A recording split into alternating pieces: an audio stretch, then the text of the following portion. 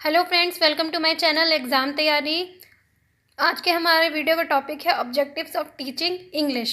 यानी हम जो इंग्लिश पढ़ाते हैं तो उसमें हमारे क्या क्या ऑब्जेक्टिव होने चाहिए, क्या उद्देश्य होने चाहिए इंग्लिश को पढ़ाते समय, और साथ में जो 4 स्किल्स है उनके लिए भी क्या ऑब्जेक्टिव्स होने चाहिए।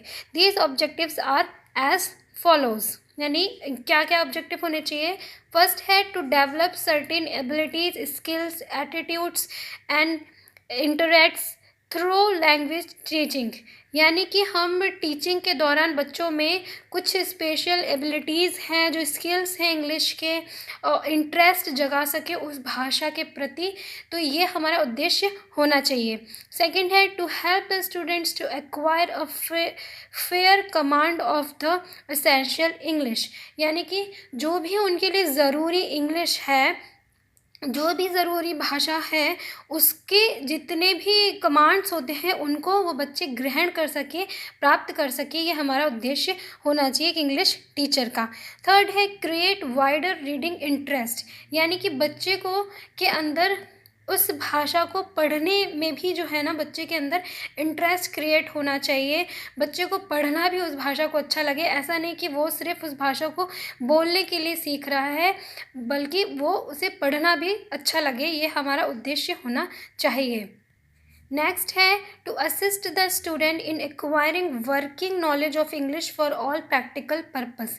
यानी कि वो जो हम जो उसे इंग्लिश सिखा रहे हैं, वो इंग्लिश के हर एक पॉइंट को सीख सके। वो चाहे वो वर्किंग नॉलेज हो, यानी कि हमें काम करने के लिए इंग्लिश की ज़रूरत हो, किसी प्रैक्टिकल पर्पज़ के लिए पूरा करने के लिए हमें इंग्लिश की ज़रूरत हो, हर एक पॉइंट को, हर एक भाग को, पार्ट को अंग्रेजी के वो सीख सके। ये हमारा उद्देश्य होना चाहिए। नेक्स्ट है to prepare the student to join and get the benefit of higher education. यानी हायर एजुकेशंस जो हैं, आपने देखा होगा कि वहाँ पे इंग्लिश जो है बहुत ज़रूरी होती है। भले आप 12th जो होते हैं या BSc भी है, BA है, ये सब आप बिना इंग्लिश के कर लो, लेकिन हायर एजुकेशन में जाओगे आप या कॉम्पिटिटिव एग्ज़ाम में, तो वहाँ पे आप देखोगे कि इंग्लिश की बहुत ज़्यादा ज़रूरत होती है। तो बच्चे जो हैं, हम उन्हें इस तरह की इंग्लिश सिखा सकें कि उनके हायर एजुकेशन के जो बेनिफिट्स हैं उनको वो ले सकें। नेक्स्ट है teach in a integrated manner. ये बहुत इंपॉर्टेंट है कि हमें इंग्लिश पढ़ाते समय इसे ध्यान रखना है कि हम बच्चों को इंटीग्रेटेड मैनर में इंग्लिश को सिखाएं। यानी जो स्किल्स हैं, उनका जो मैनर है, listening, listening, speaking, reading and writing, वो हम उसे उसी मैनर में से सिखा सकें। ये हमारा ऑब्जेक्टिव होना चाहिए इंग्लिश सिखाते समय। Objectives of 4 language skills. यानी जो इंग्लिश की जो 4 लैंग्वेज है हमारी, ये listening, speaking, reading and writing, उनको पढ़ाते समय हमारे क्या ऑब्जेक्टिव्स होने चाहिए, तो वो समझते हैं हम। फर्स्ट है हमारा लिसनिंग स्किल। लिसनिंग स्किल के समय क्या ऑब्जेक्टिव होना चाहिए, to learn properly, to listen properly at the first instance. यानी कि हम बच्चे को जब लिसनिंग सिखा रहे हैं तो ऐसा हमें सिखाना कि बच्चा जब भी किसी वाक्य को, इंग्लिश के वाक्य को सुने, तो वो पहली बार में ही उसको समझ सके, आसानी से उसे समझने में कोई दिक्कत ना हो। To listen attentively and purposefully. यानी वो जब सुने तो एक पर्पस के साथ सुने, एक अटेंटिव होकर सुने, यानी पूरे ध्यानपूर्वक सुने। बिल्कुल ऐसा नहीं कि उसे कोई मतलब ना हो भाई कि सामने क्या बोला जा रहा है, टीचर क्या बोल रही है, या फिर कोई व्यक्ति उसके सामने किसी बात को बोल रहा है इंग्लिश में तो क्या बोल रहा है। वो एक फुल पर्पस की तरह पर्पसफुल होकर सुने। ऐसा हमें उसे लिसनिंग स्किल को सिखाते समय ध्यान रखना है। To listen with understanding. यानी बच्चा जब इंग्लिश को सुने तो अंडरस्टैंडिंग के साथ समझे, अंडरस्टैंडिंग के साथ सुने।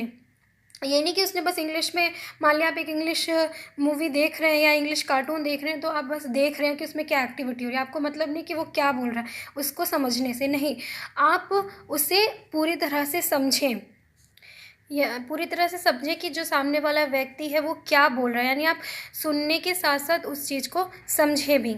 नेक्स्ट है to listen for creating impression. यानी आप इम्प्रेशन के लिए, बच्चे जो हैं वो इम्प्रेशन के लिए सुने, इम्प्रेशन क्रिएट करने के लिए सुने।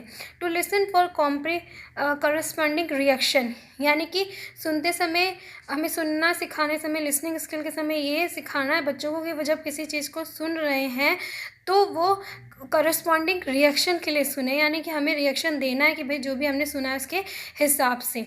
टू लिसन फॉर इमिटेशन, अनुकरण के लिए सुने, यानी जो भी हमने हमारे सामने बोली गई बात उसके प्रति हमें अनुकरण करना है, अनुकरण देना है, अनुकरण करना है। तो लिसनिंग स्किल सिखाते समय हमें ये ऑब्जेक्टिव हमारा होना चाहिए। नेक्स्ट है हमारा स्पीकिंग स्किल। स्पीकिंग स्किल में क्या ऑब्जेक्टिव्स होने चाहिए? टू प्रोनाउंस वर्ड करेक्टली, यानी कि बच्चे जो हैं वो जब किसी भी वर्ड को बोलें तो वो प्रोनाउंसिएशन जो है उनका बिल्कुल सही होना चाहिए, सही से प्रोनाउंस करें, वो प्रोनाउंसिएशन पे ध्यान देना चाहिए। To maintain adequate fluency, speed and continuity, यानी बच्चों को स्पीकिंग सिखाते समय ध्यान देना है, ये सिखाना है कि बच्चे जब बोल रहे हैं इंग्लिश को तो जो स्पीड है, जो फ्लुएंसी है वो बिल्कुल सही होना चाहिए। ऐसा नहीं कोई बच्चे बहुत जल्दी जल्दी इंग्लिश बोल रहे हैं, जैसे आप पढ़ रहे हो ऐसे बोले to maintain adequate fluency speed, ऐसे नहीं होना चाहिए। या फिर आप बहुत धीरे धीरे बोल रहे हो, ऐसा भी नहीं होना चाहिए। जो फ्लुएंसी है वो बहुत सही होनी चाहिए, स्पीड जो होती है वो सही होनी चाहिए, एकदम फ्लुएंट वे में बोलें। To have proper articulation of voice, यानी कि वॉइस का जो आर्टिकुलेशन है, उतार चढ़ाव जो है एक तरीके से जोड़ना जो है वो एक बिल्कुल सही होना चाहिए आपका, कि कहाँ पे मुझे किस वर्ड को तेज़ बोलना है, किस वर्ड को धीरे बोलना है, कहाँ पे रुक के बोलना है। ये सारी चीज़ें हमें बच्चों को स्पीकिंग स्किल सिखाते समय सिखाना चाहिए। Able to think in English, और जब बच्चे इंग्लिश को बोलें तो वो इतने कैपेबल हो जाएं कि वो सोचे भी इंग्लिश में ही, ऐसा ना कि वो हिंदी में सोच रहे हैं फिर उसको ट्रांसलेट कर रहे हैं और फिर उसको ट्रांसलेट करके वो इंग्लिश में बोल रहे हैं। नहीं, हमें स्पीकिंग इस तरह से उन्हें सिखानी है कि वो सोचना भी इंग्लिश में ही शुरू कर दे। जैसे आप हिंदी बोलते हैं तो आप क्या अपने माइंड में किसी और भाषा को सोचते हैं और फिर ट्रांसलेट करते हैं? नहीं। तो ऐसा ही इंग्लिश के साथ भी होना चाहिए कि जब आप इंग्लिश बोलें तो आप सोचिए भी इंग्लिश में ही। To convey a feeling through facial expression and gestures corresponding to the topic of speech, यानी जब आप कोई भी बोल रहे हैं बात को, किसी भी टॉपिक पे बोल रहे हैं बात को, तो आपका फेशियल एक्सप्रेशन उसी तरह से होना चाहिए। यानी अगर आप कोई खुशी वाली बात बोल रहे हो तो आपकी फेशियल एक्सप्रेशन जेस्चर वैसा होना चाहिए। आप उदास होके बोल रहे हैं तो एक्सप्रेशन वैसा होना चाहिए। हमें इस तरह से उतार चढ़ाव होना चाहिए आपकी बोली में भी, आपके चेहरे के एक्सप्रेशन में भी, ये हमें सिखाना चाहिए। नेक्स्ट है हमारा रीडिंग स्किल। रीडिंग स्किल सिखाते समय क्या चीज़ करनी चाहिए? टू प्रोनाउंस करेक्टली, यानी कि बच्चा जब पढ़ रहा है तो रीडिंग और जो स्पीकिंग है उसमें काफ़ी सिमिलरिटीज़ ऑब्जेक्टिव्स में, क्योंकि दोनों में हम क्या करते हैं, हम बोलते हैं। जब हम बोल रहे हैं तब भी, और हम कुछ पढ़ रहे हैं तब भी हम बोल कर ही पढ़ते हैं। तो सबसे पहला है कि प्रोनाउंस बिल्कुल करेक्ट करे हर वर्ड को बच्चा। To have proper intonation and articulation of voice, यानी जो जब पढ़ रहा है बच्चे का तो उसका जो आवाज़ का उतार चढ़ाव है वो बिल्कुल सही होना चाहिए और एक फ़्लो में ना पढ़े, मतलब एक ही आवाज़ में पढ़ रहा है बस। ये नहीं कि जहाँ पे जैसे आप कोई पढ़ रहे हो कि ही शॉक्ड, तो आप ऐसे बोलोगे कि when he saw the ghost he shocked, तो ये आपने क्या ऐसे when he saw the ghost he shocked ऐसे नहीं पढ़ना। आपको जो भी जैसा भी है उस पिच को अपने उस तरह से चेंज करना है, उस तरह का इंटोनेशन आपको यूज़ करना है अपनी वॉइस में। To acquire ability to read silently with understanding, यानी ये भी सिखाना है हमें कि बच्चे जो हैं वो साइलेंट रीडिंग भी कर सके और साइलेंट रीडिंग करते समय समझ भी सके कि वो जो पढ़ रहे हैं वो क्या, उसका क्या मतलब है। To maintain adequate speed, fluency and continuity, same thing कि बच्चे जब पढ़ रहे हैं तो वो स्पीड, उनकी स्पीड, फ्लुएंसी जो है, कंटिन्यूटी जो है वो बिल्कुल सही रहे, एडिक्वेट रहे, ये हमें सिखाना है। फोर्थ है हमारा writing skill.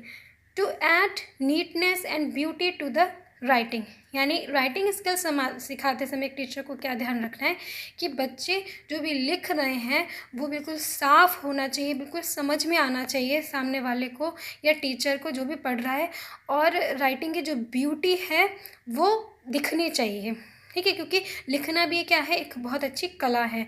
To acquire an adequate speed in writing, साथ साथ स्पीड जो है ना उसे भी बच्चा सीखे, नहीं कि बहुत धीरे धीरे लिख रहा है या बहुत जल्दी जल्दी, तो भी राइटिंग ख़राब हो जाएगी। जो प्रॉपर एडिक्वेट स्पीड है वो सिखानी चाहिए बच्चों को लिखते समय, सिखाने समय। Able to write and compose ideas using the right phrases, idioms and structures, यानी कि जब बच्चा कुछ कंपोज़ कर रहा है तो उसको पता होना चाहिए कि मुझे कौन से फ्रेजेस यूज़ करने चाहिए, कौन से आइडियम्स यूज़ करने चाहिए, किस तरह से लिखना चाहिए। एक अट्रैक्टिव राइटिंग क्या होती है? सब कोई लेखक नहीं बन सकता ना, क्योंकि सबको तो नहीं पता मुझे कैसे लिखना है, कहाँ पे क्या चीज़ डालनी है। तो वो चीज़ हमें राइटिंग स्किल सिखाते समय बच्चे को सिखाना चाहिए कि कहाँ पे फ्रेजेस का यूज़ करना चाहिए, ठीक है। टू एक्वायर लेजिबिलिटी यानी स्पष्टता, क्लियरिटी जो है वो भी बच्चे सीख सकें। राइटिंग स्किल सिखाते समय हमें इस बात को ध्यान रखना है कि बच्चे स्पष्ट रूप से लिख सके, ऐसा लिख सके जो सबको समझ में आए। ऐसा नहीं कुछ भी लिखा है, सामने वाले को समझ में नहीं आ रहा कि बच्चा लिखना क्या चाह रहा है, बताना क्या चाह रहा है। तो जो लिख रहा है बच्चा वो काफ़ी स्पष्ट होना चाहिए। तो ये थे 4 स्किल्स के ऑब्जेक्टिव्स, इंग्लिश के ऑब्जेक्टिव कि क्या जो है हम बच्चे को जब इंग्लिश पढ़ा रहे हैं, इंग्लिश के 4 स्किल्स पढ़ा रहे हैं, हमारे ऑब्जेक्टिव्स क्या होने चाहिए। आई होप आपको ये वीडियो अच्छा लगा हो, अच्छे से समझ में आया हो। प्लीज़ इसे लाइक कीजिएगा। तब तक के लिए bye bye friends and take care.